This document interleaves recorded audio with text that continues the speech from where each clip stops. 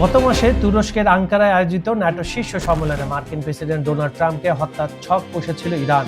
Israeli গোয়েন্দাদের এমন দাবিকে সম্পূর্ণ ভুয়া এবং সাজানো নাটক বলে সন্দেহ করছে তুরস্ক। ইসরায়েল সরকারের দাবি ছিল ইরানের একটি গোপন দল আঙ্কারা বিমানবন্দরে ট্রাম্পের বিমানে ক্ষেপণাস্ত্র হামলা চালানোর পরিকল্পনা করছিল।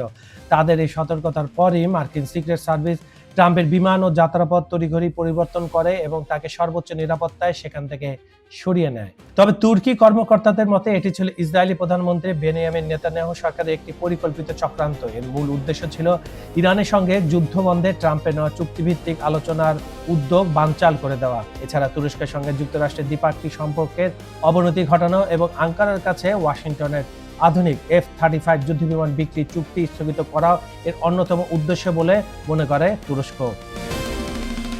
তুর্কি নিরাপত্তা সূত্রগুলো নিশ্চিত করেছে ন্যাটো সম্মেলনের মতো অত্যন্ত কঠোর নিরাপত্তার মধ্যে তুরস্ক এই ধরনের বড় বা জটিল হামলা চালানোর বাস্তব সুযোগ কিংবা সক্ষমতা ইরানের ছিল না। তুরস্কের দাবি অনুযায়ী বাস্তবে যে পরিকল্পনার কোনো অস্তিত্বই ছিল না।